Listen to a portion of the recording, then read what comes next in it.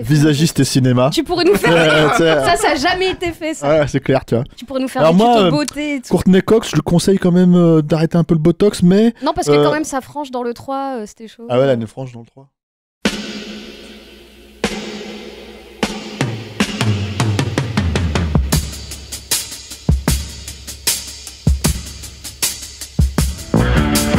Votre copain Jack Burton, il regarde l'orage bien droit dans les yeux et il lui dit: T'es si tocard que tu passerais pour un chef-d'œuvre de l'art moderne. Madame, je n'écrirai rien sur ce film, c'est une merde. Merde. Ce sont les gars qui se prétendent normaux qui vous déçoivent. Les dingues, ça ne fait jamais peur.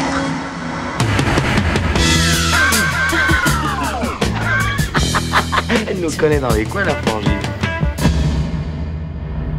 Salut, c'est Clémence, bienvenue dans Sale Temps pour un film, le podcast qui fait la pluie et le beau temps sur le cinéma. Tous les mercredis, on se retrouve pour vous parler de la sortie de la semaine. Alors ici, soyez prévenus, ça spoil copieusement, mais c'est pour mieux analyser en détail les films dont on parle. Si vous n'aimez pas ça, bien allez d'abord voir le film et revenez nous écouter ensuite.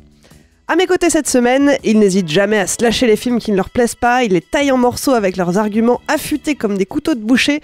J'ai le plaisir de retrouver Marie. Salut. Julien. Salut. Et Stéphane. Salut Clémence. À la console, celui qui zigouille les Larsen dans un logiciel, je n'invente rien, qui s'appelle Reaper. Salut Alain. Salut Clémence. Et on dit merci à Latex pour l'habillage sonore.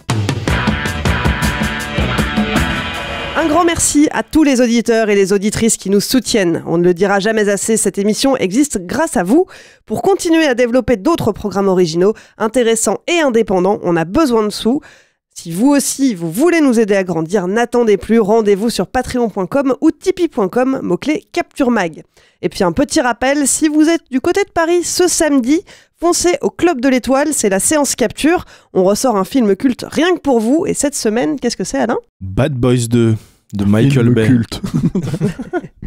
Film culte pour beaucoup et pour c'est vous qui l'avez choisi. Pour 12 personnes. Cette et semaine. tous les 12 seront là. Les 12 seront au rendez-vous, on l'espère, et vous aussi, vous serez là. Bien sûr, avec un épisode de Stéroïdes concocté par notre ami Julien Dupuis. La séance Capture, c'est ce samedi à 19h, c'est ça, 19h ? 19h au Club de l'Étoile. Au Club de l'Étoile, à Paris. Cette semaine, est-ce que vous aimez les films d'horreur ? Bon, ok, c'était facile. Cette semaine, on vous parle de Scream. Et oui, le 5e volet de la saga vient de sortir et on ne pouvait pas décemment passer à côté. Pour ce nouvel épisode, le cadre ne change pas. On est toujours à Woodsboro, 25 ans après les meurtres qui ont fait trembler la petite ville. Un tueur commence à zigouiller une bande d'adolescents et bien sûr, il porte le masque de Ghostface. Si le pitch ne change pas, il y a du nouveau côté réal. C'est le tout premier film de la franchise à ne pas être réalisé par Wes Craven, décédé en 2015. Aux commandes de ce relaunch, Tyler Gillett et Matt Bettinelli-Olpin. On leur devait déjà Wedding Nightmare, sorti en 2019. De l'autre côté de la caméra, il y a aussi de la nouveauté. Le casting historique est bien au rendez-vous. Yves Campbell, Courtney Cox et David Arquette reprennent du service, mais ils ne sont pas tout seuls. Le rôle principal du film est confié à Melissa Barrera, entourée de tout un cast de jeunes acteurs. Alors, est-ce que ce Scream Next Generation parvient à renouveler le genre ? Il est sorti en salle ce mercredi 12 janvier. On l'a tous vu hier matin, et avant même que la projo commence, ils étaient déjà à couteau tiré. Alors, c'est quoi votre météo pour ce nouveau Scream, Marie ? Moi, je vais dire éclaircies sur Woodsboro. Tu sais, genre les petites éclaircies qui arrivent quand le sol est encore mouillé, que les feuilles d'arbres sont encore trempées, qu'il y a cette petite lumière un petit peu blanche, il reste encore quelques nuages et tout ça.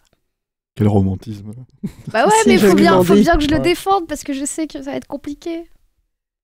Stéphane, toi Pluie de napalm sur le film d'horreur. Tout de suite. Ah là là, le tableau qui vire tout de suite à l'enfer. Non, mais même pas, mais en fait, je m'adresse plus à la franchise de manière générale. En vrai. Ok. Moi, c'est difficile parce que je voudrais un truc radical et en même temps, ce serait un peu faire trop honneur au film, je pense. Et à ce film-là en particulier, parce que je pense qu'on va surtout parler du film plus que de la franchise. Enfin, on verra bien. Donc, Nuit Noire. Nuit Noire. Il fait noir, il n'y a pas de lune, rien. Bon, bah, c'est 3 météos bien différentes. Ça fait même pas peur. Je veux dire, merde, tu vois, c'est pas bon comme météo. Parce que ça veut dire qu'il fait peur. Ah non, pas Nuit Noire. Ouais, voilà. Nuit Noire avec une petite veilleuse quand même. Voilà, une petite veilleuse merdique. De ton téléphone. Ok, et ben c'est parti, ça va se lâcher. Alors Marie, à toi l'honneur. Là, pour le coup, il faut que tu donnes tout. Parce que... faut que je donne tout parce que je sais que je vais être un peu seule contre tous là, ce soir. En fait, je pense que moi, il faut que je commence par un peu parler de la saga. De toute façon, Stéphane aussi a des critiques à donner à toute la saga, donc moi je vais parler de tout l'amour que j'ai pour cette saga. Non, mais je pense qu'en fait, je suis désolée de vous le dire comme ça, mais il y a un fossé générationnel entre nous. Et en fait, 10 ans, c'est pas grand-chose, mais en termes de cinématographisme et de cinéphilie, c'est beaucoup. Et en fait, ça fait un peu un fossé. Moi, je pense que comme beaucoup de personnes qui sont nées dans les années 80, j'ai découvert le film, j'avais à peu près 11 ou 12 ans. Et en fait, je l'ai découvert, ça a été un de mes premiers contacts en fait, avec le cinéma d'horreur. Et en fait, j'ai découvert le film en même temps que je découvrais le reste du cinéma d'horreur et les références dont le premier Scream parle tout le temps. En fait, en fait, moi, j'ai découvert Scream et Freddy en même temps. Donc, Wes Craven, j'ai tout découvert en même temps. Les Carpenter, la Halloween et tout. Voilà, ça m'est arrivé tout en même temps. Donc, moi, j'ai trouvé ça hyper chouette de découvrir des films qui étaient au premier degré en même temps que des films méta qui parlaient de ce cinéma-là. Et alors, je dis pas que toutes les personnes qui ont mon âge, qui ont la trentaine, adorent Scream et que toutes les personnes qui ont 40 ans et plus n'aiment pas. Mais je pense que pour une partie du public, en tout cas qui a découvert le cinéma d'horreur avec Scream, c'est resté un film hyper important pour ça. Parce que ça mettait en scène des personnages qui avaient vu des films d'horreur, qui en connaissaient les codes. Et en fait, comme les spectateurs, on se retrouvait dedans à jouer avec ces codes-là. Il y avait aussi un côté whodunit, on cherchait qui était le tueur qui se cachait derrière le masque de Ghostface. Et il y avait ce côté ludique aussi où le film, tu vois, en fait, le tueur joue avec les personnages comme le film joue avec le spectateur, en fait. Et il y avait ce côté-là assez ludique, assez rigolo.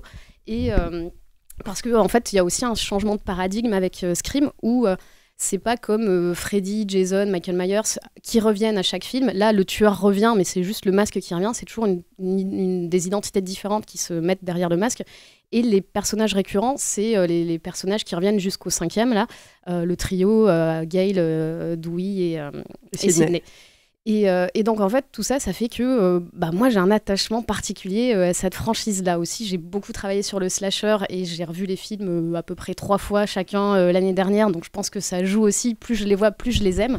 Et c'est vrai que... Oui, il faut préciser que tu as écrit un livre, quoi. Donc, ouais, j'ai coécrit un livre sur les slashers. Et c'est vrai que il est dispo dans toutes les bonnes librairies. Voilà, qui s'appelle Slasher, attention, ça va couper, et qui est sorti là il y a quelques mois en novembre. Et c'est vrai que la couve du livre, c'est pas moi qui l'ai choisi, mais ça m'a fait très plaisir.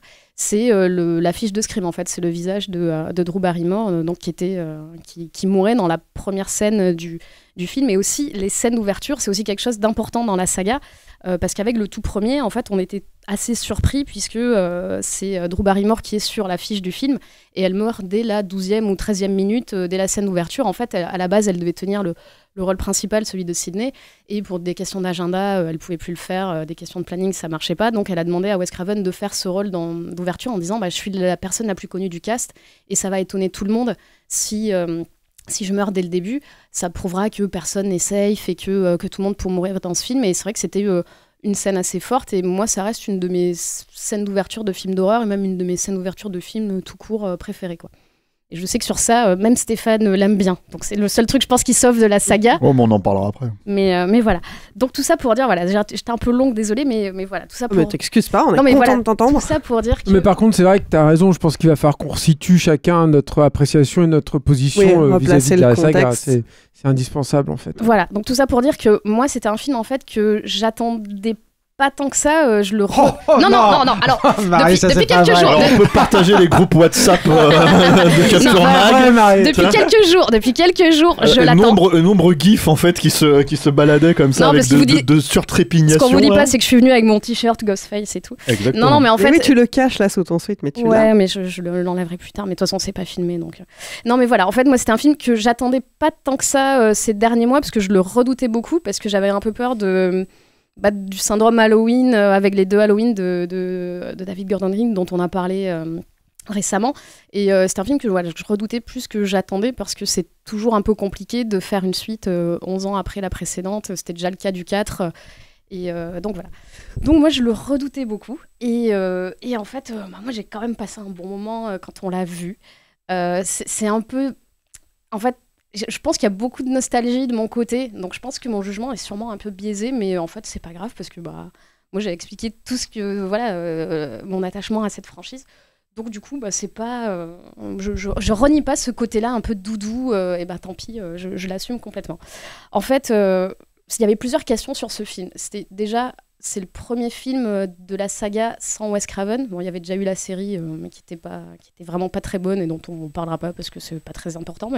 Mais voilà, c'était le premier film de la saga sans lui.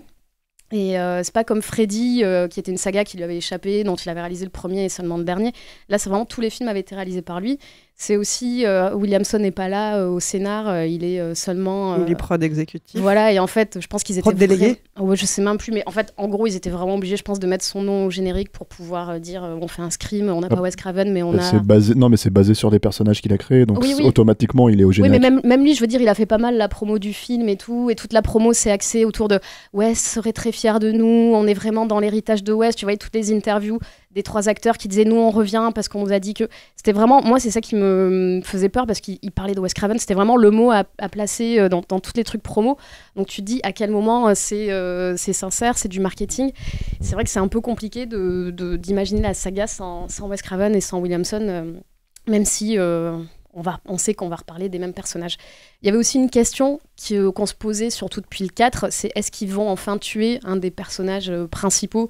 Parce que c'est vrai qu'il y avait des gens dont je faisais partie qui se demandaient si dans le 4 ils allaient tuer un des trois personnages récurrents.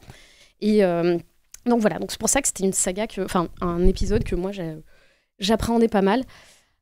Du coup, on l'a vu, donc mon avis est encore à chaud, donc peut-être que d'ici quelques temps, je réviserai mon jugement, je sais pas. Je pense que je serai retourner le voir 3 fois. Ouais, non, alors je vais peut-être pas y aller 3 fois, mais Assume. Mais je pense, non, mais j'aime pas parler des films le jour même. En fait, on l'a vu ce matin et c'est compliqué parce qu'il y a certains films, je suis sortie en disant ah c'est super, et puis quand j'y réfléchis, je me dis mais en fait il me reste rien du film, et sur le moment c'est un plaisir immédiat. Surtout quand mine de rien représente quelque chose d'important en fait, finalement dans ta cinéphilie quoi. Ouais, parce que moi vraiment, Scream et Freddy et Wes Craven, c'est vraiment un truc de fondateur dans ma cinéphilie quoi. Donc c'est assez difficile d'en parler, même si on l'a vu il y a quelques heures, c'est quand même à chaud quoi.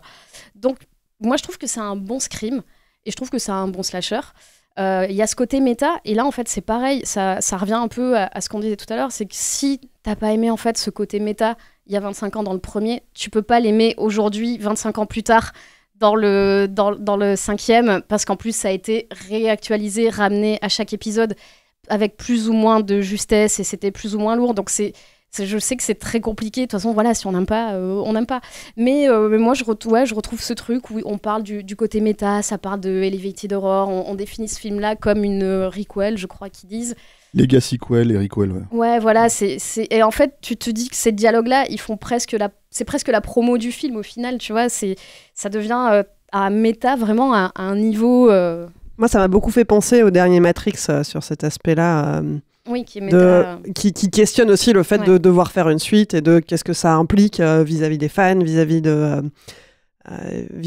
du fait de devoir se renouveler. Ouais, et de dire cette suite, de toute façon, comme dans Matrix, on la fera avec ou sans nous, donc on est dedans, t'as toujours ces questions-là. Alors après, là, elles sont un peu moins... Il y a ce côté, oui, où tu disais, on parle des fans, ça parle aussi du fandom toxique, de qu'est-ce que c'est les fans. Ils mettent ça dans la bouche d'un personnage. Oui, nous, on est les fans, sans nous, vous êtes rien. Bon, c'est pas nouveau dans Scream, c'est un truc qui revient. Mais je trouve que c'est tout ce côté méta aussi sur... y a toujours ces questions dans la scène d'ouverture. C'est quoi ton film d'horreur préféré ? Ça réactualise les références, ça parle du Babadook, ça parle de Elevated Horror.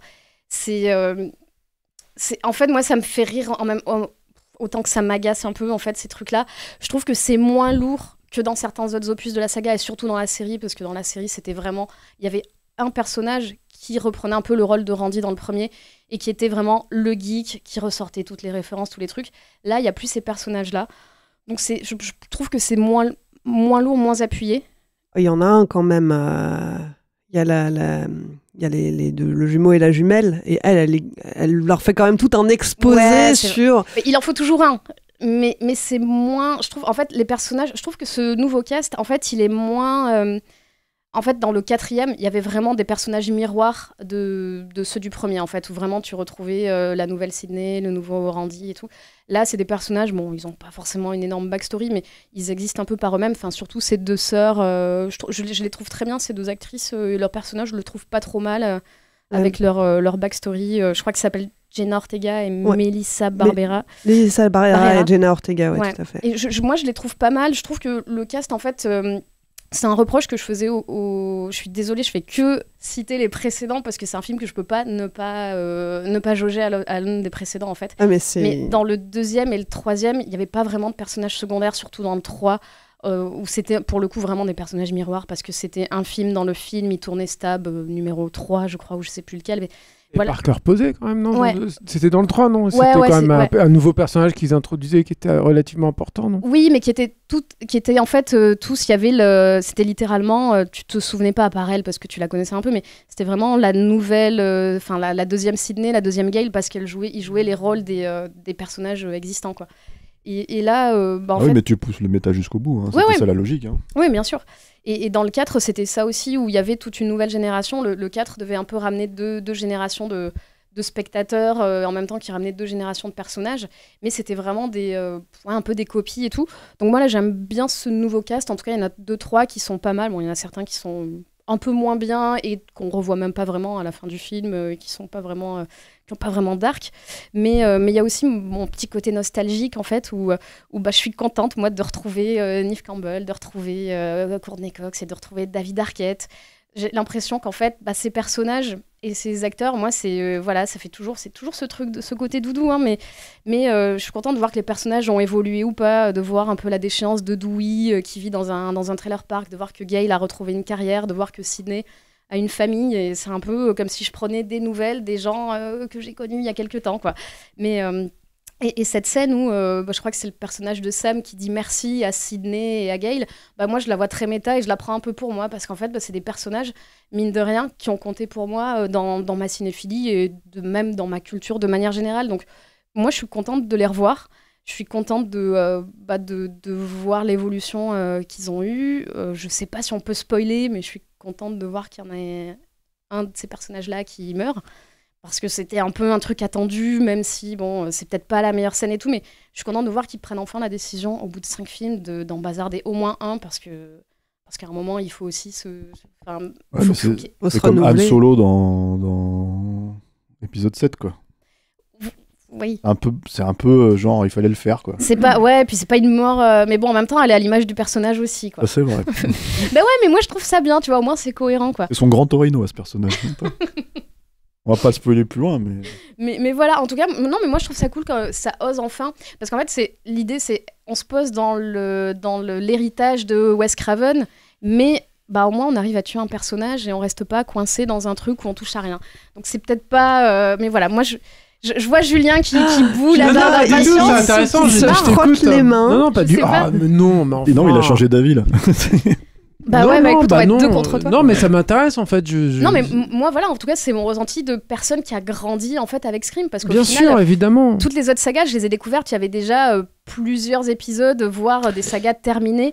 Moi, c'est un truc, j'ai grandi avec et je les ai vus à chaque fois. Dès qu'il y avait un nouveau Scream, c'était quand même un événement, moi, dans ma vie. Après, Marie, quand je t'entends là, je veux pas présupposer de ce que tu as pensé et tout. Ensuite, évidemment, j'ai un peu l'impression d'entendre les gens qui sortent du réveil de la force et qui s'étaient un peu auto-persuadés qu'ils allaient aimer le film. Et j'en ai connu beaucoup dans mon entourage et tout, des gens comme ça qui étaient juste contents de revoir le Millennium Falcon et Han Solo et Chewbacca, tout ça, et qui, quand ça s'est décanté un peu, ont finalement abandonné le film, en fait. C'est même pas qu'ils sont retournés, c'est qu'ils ont abandonné parce que je pense qu'à côté de ça, en fait, le film... n'était pas à la mesure de leur attente ou surtout de l'amour qu'ils pouvaient attendre sur le truc. Elle l'a dit, elle a dit qu'elle voulait revoir le film et oui, bien sûr. Mais c'est vraiment l'impression que tu me donnes en fait. Après, je peux me tromper complètement. Mais en fait, même moi là, à l'heure qu'il est, je sais pas en vrai. On fera une sequel à cet épisode dans 2 mois. Ça va devenir beaucoup trop méta. 5, un an après. T'as peut-être encore des trucs à dire, mais du coup. Peut-être rebondir, Clément. Vas-y, on va monter en douceur. Mais en fait, parce que là où je te rejoins pas trop, en fait, enfin, c'est pas que je te rejoins pas trop, mais c'est finalement quelque chose où je t'entends pas trop en parler, c'est le rapport à la qualité même, ne serait-ce que du premier Scream. On va pas même partir sur les suites, c'est compliqué, c'était Dimension et les Weinstein et tout. Moi, pour le coup, Scream, alors moi je suis plus vieux que Marie, et Scream, je l'ai vu, c'était mon premier festival de cinéma. J'étais pas journaliste cinéma à l'époque Et je l'ai vu à Gérardmer où il avait obtenu le Grand Prix. Et le film avait reçu un accueil, mais alors dithyrambique, unanime. Et avec mon camarade Erwan Chafiou, on avait cassé notre tirelire pour aller à Gérardmer et essayer de décrocher des interviews. On était les seuls, on avait l'impression d'être les seuls à pas aimer le film. Et on avait on avait des doutes, enfin on se disait merde, mais c'est nous, enfin merde et tout. Et puis alors, le truc, c'est que à ce festival-là, on a fait notre première, une des premières vraies interviews qu'on ait faites avec quelqu'un que je porte encore en haute estime, qui est Christophe Gans, et on se disait attends, faut qu'on sache ce que Gans pense de Scream, en espérant secrètement qu'il va nous donner des billes critiques, si tu veux, pour défendre notre point de vue. Et Gans, à sa façon, comme ça, il avait sorti une espèce de jugement définitif. Il a dit c'est un film stérile et réactionnaire. Un cul du truc. Et du coup, avec Aaron, on ressortait ça et tout. Et j'ai toujours trouvé que c'était un peu ça, Scream. C'est-à-dire que le côté réactionnaire, il est là, moi, je trouve. Et il vient, je pense, du fait que Wes Craven était un mec ambivalent qui, je pense, s'est retrouvé piégé dans le cinéma d'horreur pour plein de raisons. Et il aimait jamais trop ça, en fait. Et il a toujours eu cette volonté d'avoir une espèce de distance. Pour le mieux, parfois, parce que c'est un réalisateur qui a offert des concepts, je trouve, au cinéma au cinéma horrifique absolument formidables, quand bien même il les a pas excellemment exploités ensuite. Mais bon, c'est un autre débat. Mais par contre, il y avait cette distance-là. Et c'était une distance qu'on pouvait déjà sentir sur un film qui, dans le côté méta et dans des distances, était, à mon sens, bien mieux exploité, qui était dans Freddy sort de la nuit, qui est un film qui a plein de problèmes, y compris au niveau de sa DA et tout, mais qui, par contre, moi, je m'en rappelle, m'avait extrêmement déstabilisé quand je l'avais vu. J'avais l'impression vraiment de voir, pour le coup, un truc très neuf et qui proposait de ci, de là, des pistes qui étaient vraiment intéressantes, quoi. Bon, on n'est pas là pour parler de Freddy, malheureusement, et je ne veux pas non plus m'étaler sur Scream, mais le truc avec Scream, c'est que, bon, je trouve qu'il y a toujours eu un truc qui m'a un petit peu dérangé sur un mec qui met autant de sens dans ses films d'horreur, que finalement, en fait, il te crée deux tueurs qui viennent du fandom du cinéma d'horreur. Quand on sait ce que le cinéma d'horreur s'est trimballé comme accusation, et surtout dans les années 90, moi, je vous renvoie à tout ce qui s'est passé autour de Tuernay, par exemple, ou des trucs comme ça. Pour moi, ça m'embarrassait, ça, vraiment. Il y avait un petit truc qui me faisait chier. Et je voyais que par contre, c'est bien de recontextualiser aussi ce truc-là, parce que là, on parle vraiment même spécifiquement en France, c'est-à-dire que justement, alors l'avantage, si je peux me permettre juste, en fait, effectivement, moi je suis d'accord avec Marie sur le gap générationnel, mais justement, l'avantage en fait de ce gap générationnel, c'est quand on a 20 ans, qu'on voit un film comme Scream arriver, en fait, que Scream va dans le sens, justement, en fait, de la bien-pensance, en fait, de ce qu'on pense du cinéma d'horreur à ce moment-là. Et que, en gros, si tu veux, le cinéma d'horreur, c'est un problème, et que si tu regardes ces films-là, de toute façon, tu vas devenir un tueur. C'est ça qui rend les jeunes violents, c'est comme les jeux de rôle. Exactement, c'est-à-dire que t'as le CSA qui va dans cette direction. Le film dit pas ça, le film, tu vois, il fait dire à... En tout cas, il a clairement été pris comme tel, et utilisé comme tel, en fait, par beaucoup de médiums. Moi, je pense qu'il le dit un tout petit peu, Marie, en fait. Les personnages, en plus, je pense pas aussi, ça, mais... tu vois, il fait dire à... Je crois que c'est Billy Loomis qui dit, c'est pas le cinéma qui crée les psychopathes, ça nous rend juste un peu plus inventifs. Mais tu vois, c'est pas le... Mais ça, tu peux avoir un dialogue alibi comme ça, le fond, il est là. Et les personnages sont ça. Et si tu veux... mais ça, c'est à côté, parce que d'un autre côté, il y avait quand même des atouts dans Scream, et notamment un truc que moi, j'avais pas beaucoup vu, c'est vrai, et en étant un consommateur de slasher, alors, c'est pas non plus un genre... C'est pas mon genre horrifique préféré, personnellement, le slasher, mais par contre, il y avait un truc aussi que j'avais pas trop vu, qui était le côté des tueurs pas craspec, des tueurs propres sur eux, qui venaient d'une certaine classe moyenne plus américaine. Et ça, c'est vrai qu'il y avait un truc un petit peu malsain, malaisant, qui fonctionnait pas trop mal. Et puis, alors, l'autre truc, oui, pour revenir sur le truc stérile, c'était le slasher. Au moment où Scream est arrivé, alors après, Marie est plus spécialiste que moi, donc je vais peut-être sortir une énormité, mais il était un peu en fin de course, c'est-à-dire qu'il était relégué, enfin moi c'est l'expérience de fantasticophile que j'ai vécue, c'est-à-dire il était, même les grandes figures, ils étaient relégués directement en sortie en vidéo et tout, et Scream a revigoré un genre qui était de toute façon moribond, ça on est tous d'accord là-dessus, mais c'était une espèce de chant du cygne qui le conduisait aussi droit dans le mur. C'est aussi comme ça que je l'ai perçu à l'époque, c'est-à-dire que je me suis dit, mais tu vas où en fait après un truc comme ça ? C'est-à-dire que quand tu déstructures le truc et que tu retrouves de l'énergie dans la déstructuration, en cassant ton jouet, bah tu fais quoi en fait derrière ? Et ce qui arrivait derrière dans le cinéma d'horreur, et ça je l'ai vraiment vécu avec Mad, où j'étais de 2001 je crois, pas loin de 2010, enfin je sais plus quand. 2006 ou 2007. 2007, ouais. C'était, mais je veux dire, le slasher post-moderne, mais en veux-tu, en voilà. Mais les Urban Legend, les sagas, Mortel Saint-Valentin. Enfin, je veux dire, c'était l'enfer. On a un truc qui s'appelait aussi un truc avec Kylie Minogue, je crois, un truc australien. Cut. Ouais, c'est ça. Enfin, qui était pas le pire. C'était pas le pire. Hein, c'était pas le pire, ceci dit. Ouais, mais enfin bon, en tout cas, je me rappelle. Ça a donné de nouvelles sagas, et puis même les sagas existantes, elles ont fait leur néo-slasher aussi, qui sont pas les meilleurs opus. Et bah voilà, et c'est le Halloween, H20 et tout. Et pour moi, c'est une très très mauvaise période Enfin, moi, j'ai pas du tout aimé cette période-là. Mais je veux dire, souviens-toi l'été dernier et tout, j'ai trouvé que c'était pourri, quoi.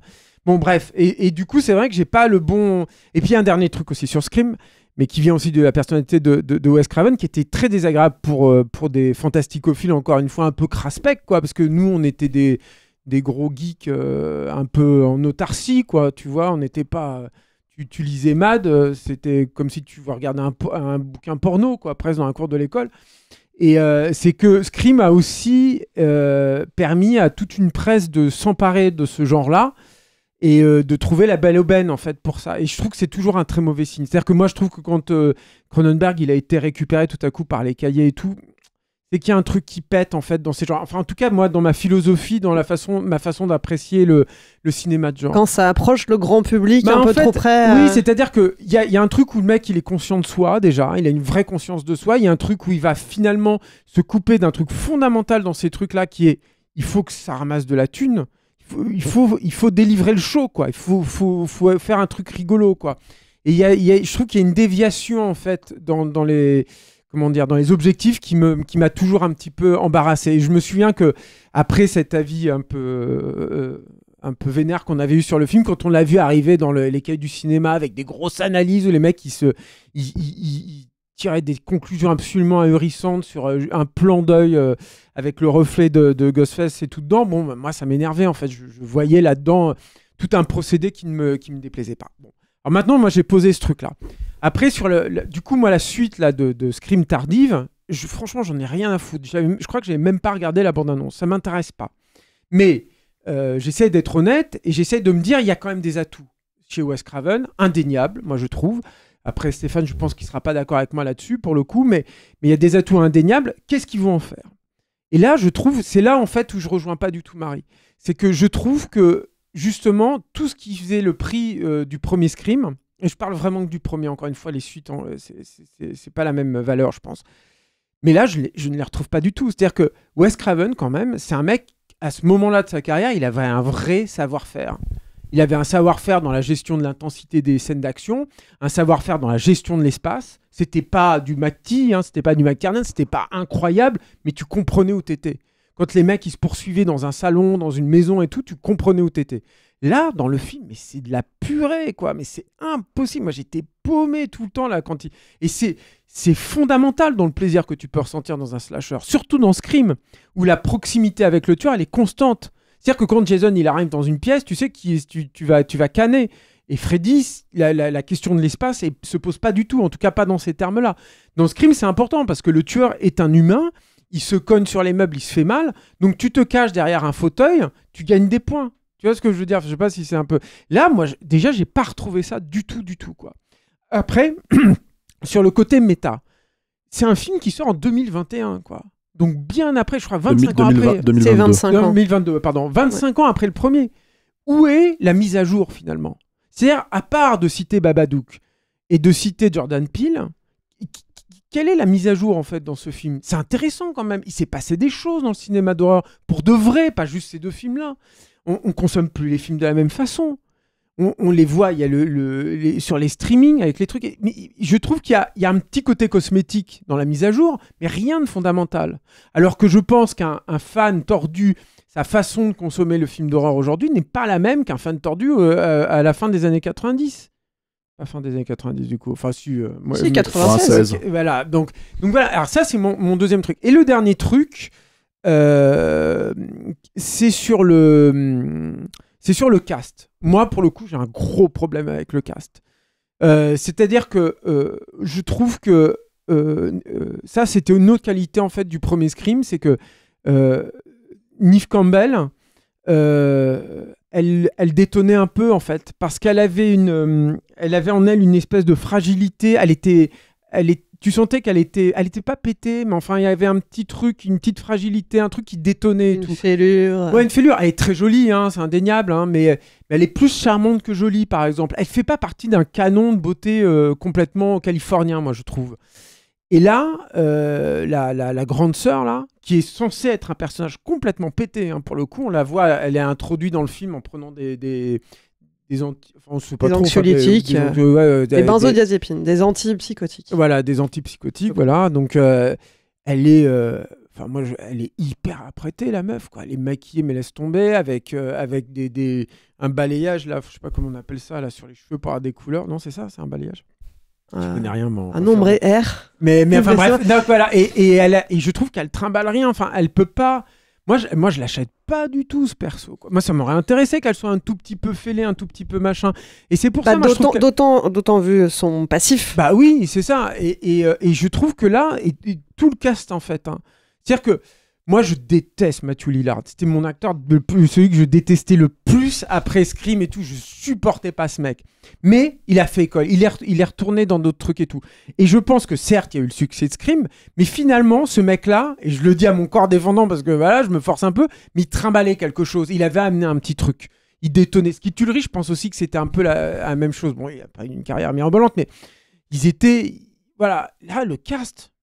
Laisse tomber, quoi. Moi, je les trouve tous plus nazes les uns que les autres, plus transparents. Il y a la petite sœur, en fait. La petite sœur, Jenna Ortega. Voilà. Elle est un peu plus... En fait, elle existe un peu plus. Il y a aussi, comment elle s'appelle, celle qui joue Amber, là, qui est la gamine qui est dans la série de Pamela Adlon, là. Mickey Madison. Ouais, et qui est aussi dans Once Upon a Time in Hollywood, qui joue une des hippies. Non, elle est bien, elle aussi, elle a un truc. Hein. Non, il y a pas. Enfin, après, moi, c'est pas tellement. Enfin, moi, c'est même pas le problème, le casting en fait du film.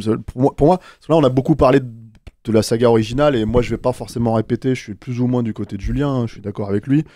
Moi, je mets les pieds dans le plat. Hein. Pour moi, Wes Craven n'aime pas le cinéma d'horreur. Il a jamais aimé le cinéma d'horreur. Il a toujours eu un problème avec ça. Et Scream, c'est ce que ça te démontre. C'est-à-dire que pour moi, c'était assez évident. Et il a fait sa carrière là-dedans parce qu'à un moment donné il faut avancer dans sa carrière et c'est ce qui a marché, quoi. Mais dès que Scream est sorti, dès qu'il a pu en faire un ou deux, il est parti faire son film avec Meryl Streep là, qui est une catastrophe, hein. Enfin, c'est horrible, là. Moi j'avais regardé ça en me disant tiens, puisqu'il va faire quelque chose qu'il est censé vouloir faire, la musique du bonheur ou je sais pas quoi, ou de la chance ou je sais pas quoi, voyons voir, tu vois. Et c'est voilà, moi c'est pas malheureusement c'est pas du tout un réalisateur que j'ai essayé, hein. J'ai vu beaucoup de ses films, même me demande si j'ai pas tout vu presque, et vraiment, mais même dans les années 80 quand il faisait pas Freddy, quand c'était genre L'Ami Mortel ou je sais pas quoi, c'était nul en fait, c'était des films nuls, tu vois. Tu sentais que le mec s'en foutait en fait, tu vois. Et c'est un fan de Bergman et tout ça, et très bien, il y a pas de problème, mais c'est juste que oui, mais cette érudition qu'il avait, par exemple, il a apporté ça lui a aussi permis de encore une fois de créer des choses qui tu peux pas le nier, quoi. Peut-être. Moi, je pense que c'est quelqu'un qui a jamais poussé ses concepts. Moi, j'adore le concept de Freddy, en fait, l'idée de tuer dans les rêves des gens et tout ça, etc. Mais j'ai jamais trouvé que ça, contrairement à vous, j'ai jamais trouvé que c'était exploité comme concept, en fait, vraiment, quoi. En tout cas, tu peux aller tellement plus loin que ça, quoi. Tu peux faire tellement plus barré que d'avoir un croque-mitaine un peu con, là, un peu qui des tripes salopes. Enfin bref, tu vois. Non mais c'est un truc, en fait, il y a ce truc, et puis il faut pas oublier, tu disais, en fait, le Freddy, ça lui a échappé, mais en fait, lui-même s'est échappé de Freddy à un moment donné, hein, il l'a dit, hein, et qu'il voulait pas faire que des Freddy, tu vois, donc... Même Scream, il voulait pas le faire à la base, parce qu'on lui a proposé le premier Scream, il voulait pas, et il a fini par revenir, je crois, quand il a appris que Drew Barrymore était sur le projet, mais à la base, il voulait pas s'enfermer dans le cinéma d'horreur, et il voulait même pas le faire. Le truc avec ce Scream 5, parce qu'on va... Moi, peut-être plus me concentrer sur ce film-là maintenant, du coup, parce qu'on en a beaucoup parlé, c'est que, en fait, effectivement, on est en 2022, on parle du méta, mais déjà, moi, je trouve qu'en 96, le méta s'était déjà dépassé. C'est-à-dire que la problématique du méta, c'est que t'avais déjà des suites, en fait, comme Gremlins 2, en fait, qui était une suite méta, qui détruisait, en fait, l'original par son propre réalisateur. Donc plus en fait... Retour à le futur 2, quoi. Ouais, mais Retour à le futur 2, ça reconstruisait quelque chose. Pour le coup, c'est vraiment quand je dis différent. Moi, j'utilise le méta comme une destruction, en fait, si tu veux, des codes et tout ça, etc. Non, c'est pas forcé. Et justement, moi, je voulais en revenir. C'est là où je veux en venir, c'est que le problème du méta dans Scream, c'est ça. C'est-à-dire qu'en fait, une fois, à un moment donné, où tu En fait, c'est quoi le slasher ? Le slasher, c'est un héritage en fait de deux cinéastes majeurs, tu vois, qui sont Alfred Hitchcock et Mario Bava. Donc en gros, c'est pas une règle automatique, hein, tu vois, t'es pas obligé de rester là-dessus. Mais à un moment donné, on parle de personnes en fait qui ont un style et un langage de cinéma très spécifique, si tu veux, et qui jouent sur la mécanique du suspense. Le problématique du méta dans Scream pour moi la beauté du slasher, c'est que c'est un exercice cinématographique, ça n'a de valeur que dans l'exercice cinématographique. Et en fait, tu peux avoir, soit tu fais un truc très visuel chez Bava, soit tu fais un truc très carré chez mathématique chez Hitchcock, tu vois. Je schématise les choses, je schématise pour expliquer que pour moi le fond du problème, pour le fond du problème en fait, surtout sur un truc comme ce Scream 5, c'est qu'en fait moi j'aime pas Scream. Donc en fait le problème c'est quand je vois ce film là, c'est pas un film qui m'énerve, Scream 5, c'est pas un film qui me rend fou, c'est pas un film qui me transporte, c'est un film qui me fait rien. Pour moi c'était qui te fait rien mais avec un peu de napalm quand même. Hein. Oui, mais parce que l'original en fait a napalmé le cinéma d'horreur vraiment, et donc en fait celui-là arrive mais il fait plus rien. Moi je ne vois pas le problème de Scream, du premier Scream, c'est que ça a créé quelque chose de nocif. Quelque chose de pour moi en fait très problématique dans le cinéma d'horreur, c'est tous les films dont on a parlé là, les Mortels Saint-Valentin, les Souviens-toi l'été dernier, ça a créé une génération de fans. Alors merci. Non mais non, mais ça donc je fais partie du problème. Non parce que toi en fait mais tu sais il y a un autre truc, c'est que toi je pense qu'en fait si tu veux ça tu t'intéresses véritablement au cinéma d'horreur. C'est-à-dire que t'as des gens qui se sont intéressés au cinéma d'horreur par Scream et qui sont restés sur Scream et ce qui se faisait à ce moment-là, ils sont pas forcément allés voir ce qui se faisait avant, tu vois. Donc ce que je veux dire en fait par rapport à ça, c'est que quand moi je vais te dire, j'ai grandi avec Jason. J'ai grandi avec Jason. Jason, c'est pas des bons films. Je vais pas te dire le contraire, tu vois. Mais le truc, c'est que par contre, il y avait l'idée de délivrer. Tu te retrouves avec un tueur, il bute des gens, tu vois, et tu venais voir ça comme tu vois un porno, j'en sais rien, enfin peu importe, mais le truc que je veux dire, c'est qu'il y avait cette idée-là. Là, le problème de Scream pour moi, c'est que le body count, c'était quoi, 5 personnes, 6 personnes, tu vois. Ouais, mais dans les slashers, le body count est jamais vraiment hyper élevé. Hein. Alors, certes, mais à un moment donné, il faut savoir quelle scène tu fais. On a parlé de la scène d'ouverture de Scream, du Scream avec Drew Barrymore. Qu'est-ce qui est bien dans cette scène ? Pour moi, il y a deux choses. C'est pas du tout le discours méta, avec le jeu à la con, moi ça je m'en fous en fait, si tu veux. C'est le montage. Parce qu'en fait, il joue avec ce truc de popcorn en fait qui s'apprête à péter, etc., et qui te met en tension. Tu vois, en fait, et le montage fonctionne très très bien à ce moment-là. Et moi, j'aime ce truc tout bête, en fait, qui me manque énormément dans le cinéma d'horreur, hein, qui est un truc que je regrette en fait de pas voir suffisamment. C'est la mélancolie de la mort. C'est-à-dire vraiment le côté de, à un moment donné, dans cette scène, moi, ce qui m'avait marqué, c'est elle se prend un coup de couteau dans la gorge, elle est encore vivante, elle sort, ses parents sont à 2 mètres, elle peut pas les appeler. Et donc, en fait, elle va mourir toute seule alors que ses parents sont juste à côté. Et ça... Et que ses parents l'entendent au voilà. téléphone. Et ça, si tu veux, il y avait quelque chose de tragique, en fait. Tu te dis instantanément, je ne veux pas mourir comme ça. Et c'est ça, en fait, ça te renvoie à ta propre mort, ce genre de truc, en fait. Ça te renvoie... Pour moi, c'est ça le cinéma d'horreur, c'est ça le cinéma fantastique. C'est censé te renvoyer à tout ça. Bon, quand on t'explique toutes les règles par A plus B, et que derrière, on n'en fait rien, parce que c'est ça le problème de Scream pour moi, c'est qu'on n'en fait rien, on te dit juste, alors attends, tu peux pas dire I'll be back, parce que si tu dis I'll be back, dans les films d'horreur, les gens ils meurent. Ouais, mais on n'est pas dans un film d'horreur. Oui, mais quand même, parce que, tu vois. Et en fait, si tu veux, quand tu peux pas, je sais pas quelles sont les 12-15 autres règles à la con, en fait, si tu veux, d'un cinéphile, en fait, pour moi, comment t'appelles ça, de bas étage, hein, tu vois. En fait, mais c'est ça, c'est le personnage de machin, là, comment il s'appelle, de Jamie Kennedy, c'est ça, c'est pas un cinéphile, le gars, il a vu 4 films dans sa vie. Mais Marie souffre. Ah ouais, je le prends totalement personnellement. Mais non, je ne parle pas de Marie. Non, mais je parle pas de Marie. Encore une fois, Marie. Je veux dire, déjà, Marie fait partie de Capture Mag, donc hein, voilà, tu vois. Donc tu es perché. Ah, c'est bon. Et donc, on est que des gens, il y a que des gens bien ici, tu vois. Non, mais indépendamment de ça, blague à part, en fait, si tu veux, ce que je veux dire par rapport à ça, c'est que Marie, elle connaît en fait tous ces autres films-là. Moi, quand je regarde le personnage de Jamie Kennedy dans Scream, j'ai pas l'impression qu'il connaît tous ces autres films-là. J'ai l'impression qu'il connaît 4 films d'horreur à la con, et c'est tout, quoi, tu vois. Et en fait, il va te citer Halloween, mais t'as envie de lui dire, qu'est-ce que t'as compris d'Halloween, le premier, hein. Qu'est-ce que t'as compris, couillon, quoi. Tu vois, t'as rien compris. Moi, c'est ça mon problème, en fait, quand je regardais le premier Scream. Et, comme ce Scream 5 est une legacy requel, je sais pas quoi, mes couilles, tu vois, le problème, en fait, c'est que ça ne joue que sur ça. Or, si tu veux, quand t'as des personnages qui t'expliquent toutes ces règles, et que d'un seul coup, il y a plus personne pour mettre ça en scène derrière, ah, c'est un gros problème. Je vais te prendre un exemple dans ce Scream-là.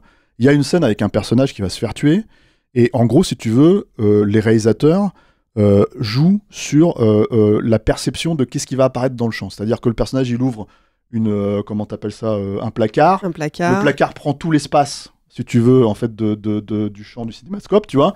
S'il referme le placard, est-ce que le tueur est derrière? Ah, il est pas derrière.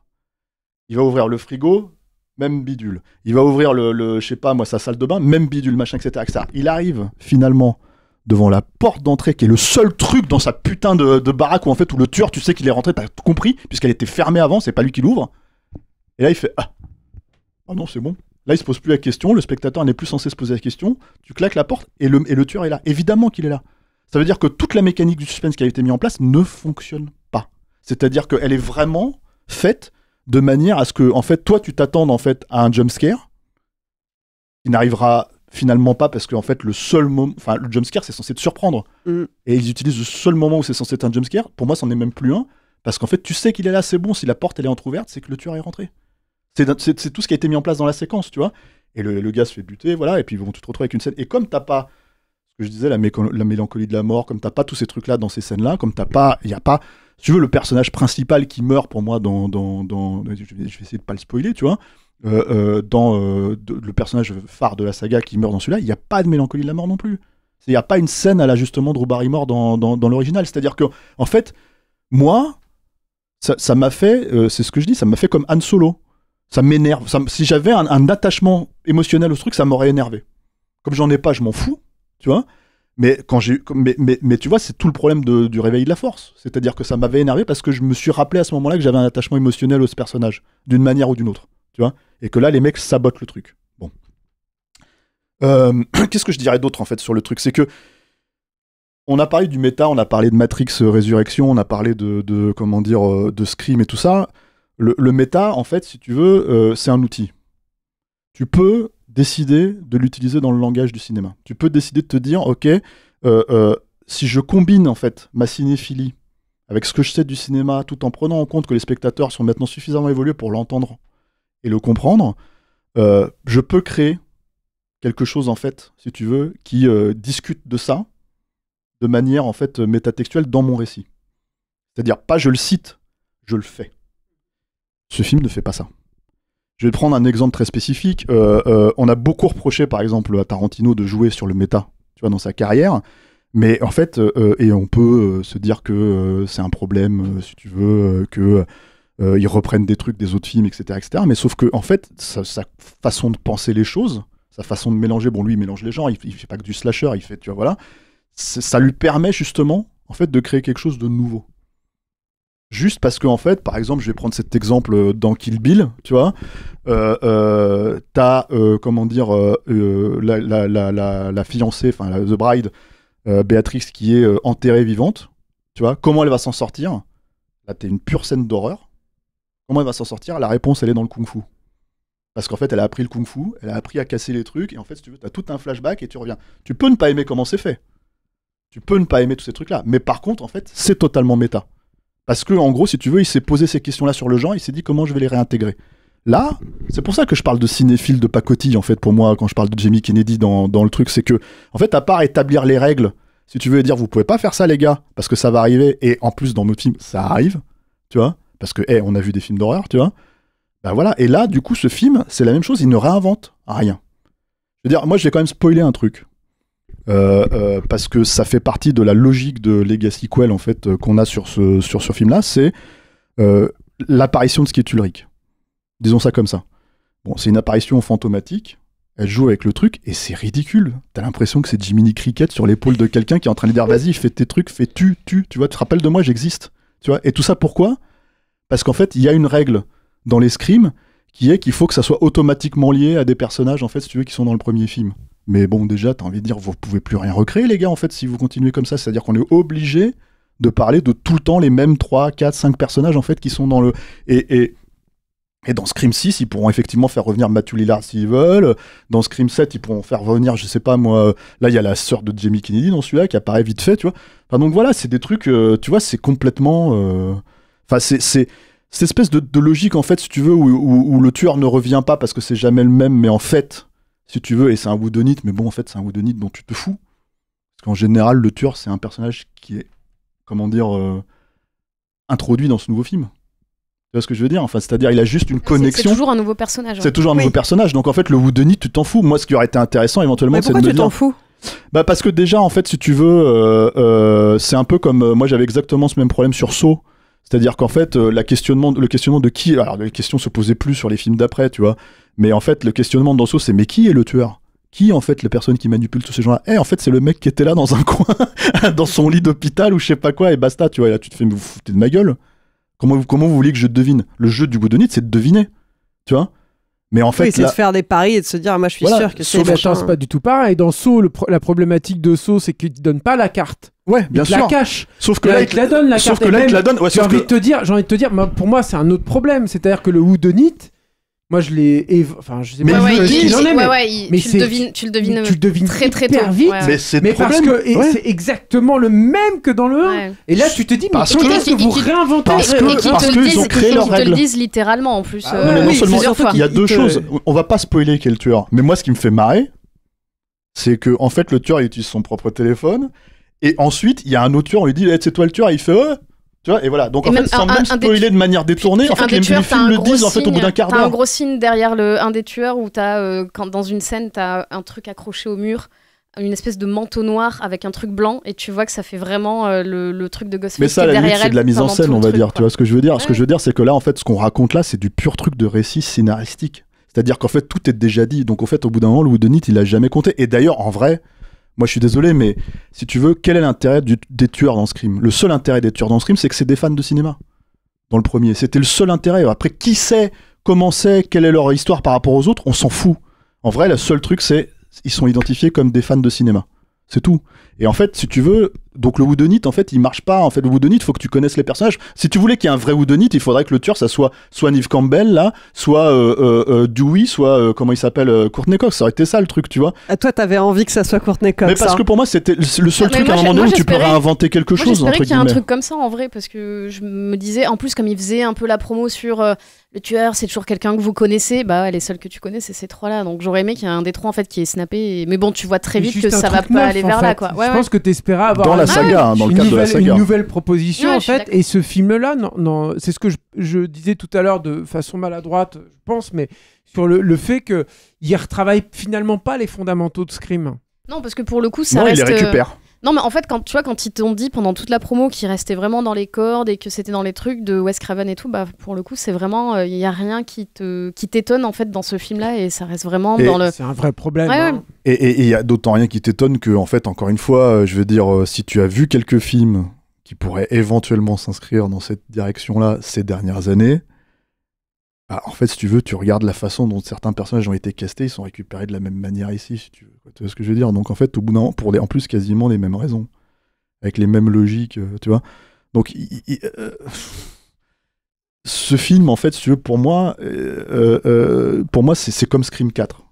C'est-à-dire, moi, je me rappelle très bien avoir vu Scream 4 et m'être dit, mais il a aucun intérêt ce film. Je veux dire, vraiment, il a aucun intérêt. Et là, celui-là, il existe juste parce qu'effectivement, il y a cette espèce de logique. C'est comme Jurassic World. C'est-à-dire qu'en fait, à un moment donné, c'est... Ok, en fait, personne s'intéresse à Jurassic Park 3. On ne sait pas quelle idée on va trouver pour arriver à faire Jurassic Park 4. Mais il y a suffisamment de temps qui est passé maintenant pour en faire un nouveau, pour jouer sur la nostalgie, sur le facteur nostalgie, et dire, bon, bah, vous avez aimé les dinosaures du premier, on va vous en foutre 15 fois plus, tu vois. Bah là, c'est un peu la même logique. C'est-à-dire, si vous avez aimé les Scream, bah, ils reviennent tous, tout va bien, tous ceux qui sont vivants, tous ceux qui machin, etc., etc. Donc voilà, et y compris ceux qui sont pas vivants, tu vois, comme Skid Ulrich. Donc en fait, si tu veux, au bout d'un moment, tu te dis, ouais, d'accord, et puis en plus, ils te le disent. De toute façon, c'est ce qu'on fait, on fait une Legacy Quell, on fait une Requel, on fait une bidule, on fait un machin, tout va bien, tu sais, tout est établi. Et en fait, au bout d'un moment, tu te dis, ok, donc si vous avez déroulé le tapis rouge comme ça, bah juste le film, il défile et il a plus d'intérêt pour moi. Sauf si, effectivement, comme Marie, j'aurais pu avoir un attachement éventuellement émotionnel au truc, ce qui m'est arrivé avec Matrix, hein. C'est-à-dire que moi, Matrix, en fait, mon problème, c'est que c'est un film que j'aime pas vraiment, le dernier Matrix, mais c'est un film qui m'a attaché parce qu'en fait, j'ai un attachement tellement en fait fort à la trilogie originale que forcément, je me disais, bon, ça va où? Ça va forcément quelque part. Et à la fin, je me suis dit, merde, ça va nulle part, en fait. Il m'a fallu 2 fois pour m'en rendre compte. Malgré, je sais qu'il y a plein de gens qui vont me dire que c'est pas vrai, mais moi, je pense sincèrement que c'est un film qui crée rien, le nouveau Matrix, tu vois. On a un épisode d'1 heure qui en parle. Voilà. Et là, c'est le même problème. C'est-à-dire que là, c'est exactement le même problème. C'est-à-dire qu'on se retrouve avec pour moi, un Scream qui réinvente rien, un Scream qui peut pas faire redémarrer la franchise, qui, à mon avis, ne peut même pas faire redémarrer le cinéma d'horreur, parce que malgré tout, malheureusement, ça a fait redémarrer le cinéma d'horreur d'une certaine manière, le premier Scream, quoi. Donc du coup... Là, le truc, c'est qu'aussi, il arrive à un moment où le cinéma d'horreur n'a pas vraiment besoin de ça, parce que quand le premier Scream est arrivé, comme disait Julien tout à l'heure, les grosses franchises, elles pataugeaient un peu dans des trucs, il n'y avait pas grand-chose, le slasher était déjà mort depuis longtemps, alors que là, ça arrive dans un contexte où justement, il y a tout ce courant elevated horror dont il parlait. Mais moi, j'aurais aimé que les mecs, ils se disent qu'ils le fassent comme ça. Tu vois, ne serait-ce que ça, tu serais dit, putain, les mecs, ils font un elevated horror Scream, tu vois. Et en fait, là, si tu veux, les mecs, ils avaient un sujet. Mais en fait, ils l'ont même pas. Je pense qu'ils sont trop coincés entre un héritage de faut pas faire un pas de travers. Puis ils ont rien à réinventer, surtout, je pense, les gars. Il y a un truc, c'est les méchants qui disent ça. Et les méchants, ils disent toujours un truc vrai dans les scrims en général. Et là, ils disent il faut. Alors, je me souviens plus de la réplique là, mais il faut satisfaire les fans, en gros. Il y a un truc comme ça, quoi. Il faut tenir compte des fans. On tourne en rond souvent en fait dans Sale Temps pour un film ces derniers temps parce qu'on en crève en fait de ça. Je pense que c'est aussi un film qui a peur de pas satisfaire toi, Marie. C'est sûr, c'est clairement. Et or, je pense que ils te satisfont pas comme ça en fait. Mais je pense qu'ils t'auraient vraiment satisfait. Je parle des fans intelligents, tu vois. S'ils avaient osé justement. Il y a les bons fans et les mauvais fans. Voilà, non mais renouveler, revigorer le truc. C'est-à-dire que moi, je veux pas que ce soit les fans qui fassent les films. Parce que c'est ça le but de ce Scream-là. C'est que les fans refassent le film, en fait. D'une franchise qui aurait été, jetée aux orties, maltraitée dévoyée. C'est le terme que je cherchais. Merci Clémence. Par ses producteurs. Mais moi, je veux pas, que ce soit les fans qui fassent les films. Je veux pas ça, moi. Moi, je veux que ce soit un créateur qui fasse le film. Non, mais à plus forte raison. Je veux que ce soit un inventeur. Je veux que ce soit quelqu'un qui a quelque chose à dire. Il y a des films qui ont été créés parce qu'à la base, des personnes étaient fans et avaient une certaine appétence pour le cinéma. Et c'est ça qui a donné naissance à des vocations aussi. Non, mais là si tu veux, le problème, c'est que la façon dont les mecs sont fans dans ce film-là, il faut regarder les choses comme elles. Non, mais je reprends juste la globalité des discours. Samantha Carpenter. Si tu veux. Il y a toujours oui, et ça. Le machin, il va s'appeler. Ouais, mais d'accord, mais bon. Et l'autre, il va s'appeler Loomis. Alors l'autre s'appelle Loomis, mais l'autre s'appelle Wes. Le gosse s'appelle Wes. Mais ça, t'avais déjà ça dans Scream. Oui, mais c'était il y a 30 ans, putain. Si tu veux te choquer d'un truc, tu parles de l'hommage à Wes Craven, quoi. Qui là.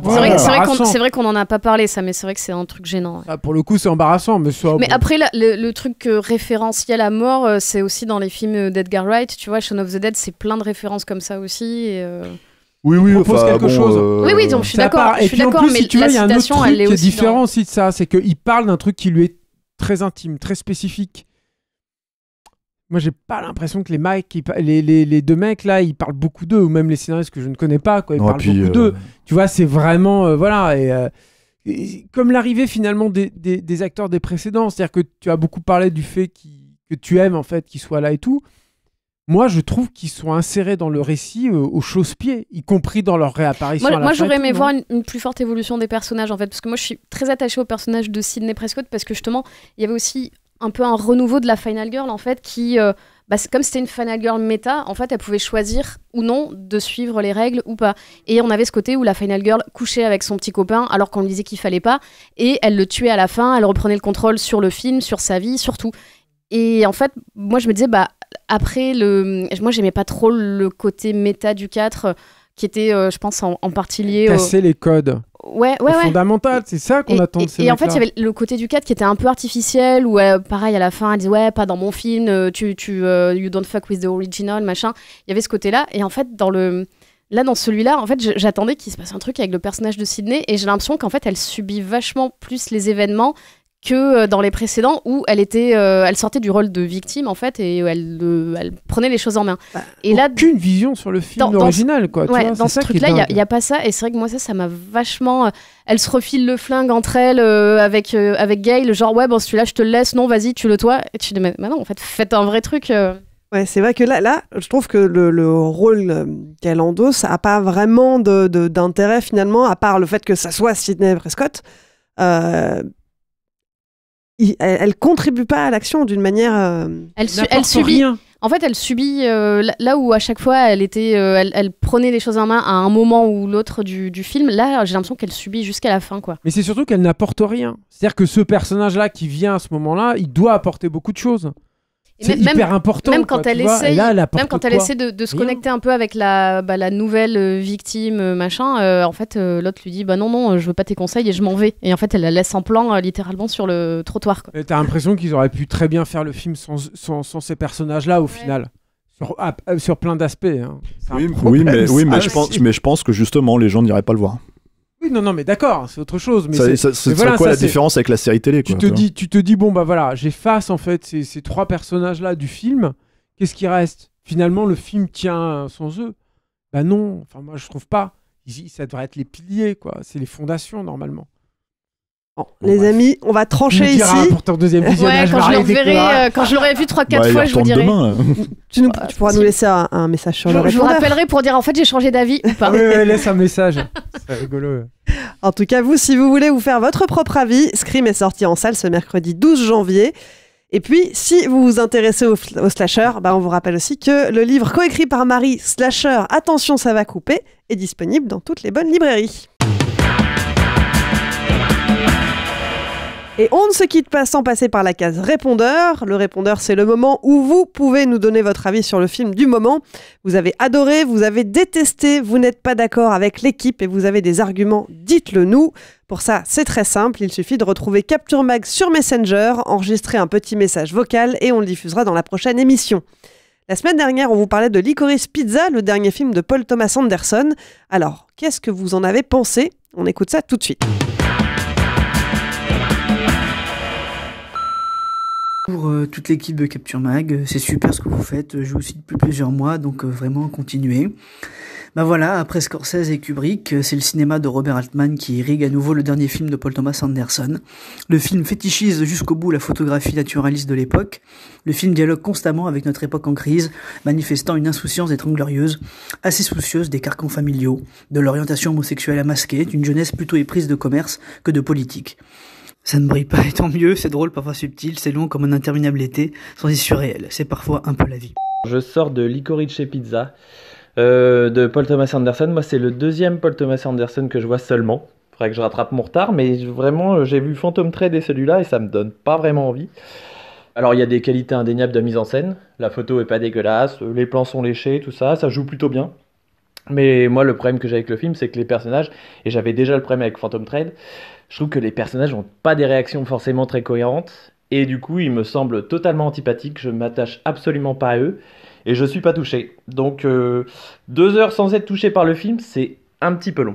Bonjour à toute l'équipe de Capture Mag. Donc du coup mon avis sur Licorice Vice, c'est un film que j'ai vraiment adoré sur plein d'aspects. Déjà la mise en scène qui est propre à celle de Paul Thomas Anderson, et certains vont me dire oui c'est là où on la voit le moins, mais je pense que c'est aussi un lien avec le sujet où justement il y a toujours son style, mais c'est beaucoup plus minimaliste pour être quand même beaucoup plus proche des personnages.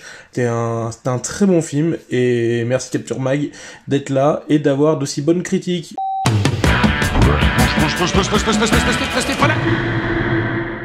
C'est le temps pour un film, c'est fini pour aujourd'hui. Marie, Julien, Stéphane, merci. Merci Clémence. Merci Clémence. Merci Clémence. Et merci Alain. Merci à tous. Et puis merci à vous qui nous écoutez et qui êtes un peu plus nombreux. Chaque semaine, ça y est, on a dépassé les 20 000 abonnés sur YouTube. Tout à fait. Si vous nous découvrez, pensez à vous abonner pour ne pas rater les prochaines émissions. Et puis, si ça vous a plu et que vous voulez nous encourager, que vous voulez d'autres émissions de qualité, n'attendez pas, rendez-vous sur patreon.com ou sur tipeee.com, mot-clé Capture Mag. C'est grâce à vous qu'on continuera à grandir et qu'on restera indépendant. Et puis pour nous soutenir, vous pouvez aussi nous aider à nous faire connaître. Parlez de nous à vos amis, relayez nos émissions sur les réseaux sociaux et mettez-nous des étoiles sur les applis de podcast. On compte sur vous. Allez, je vous laisse, on se retrouve dans une semaine pour un nouvel épisode de Ça le temps pour un film. Salut! Ciao!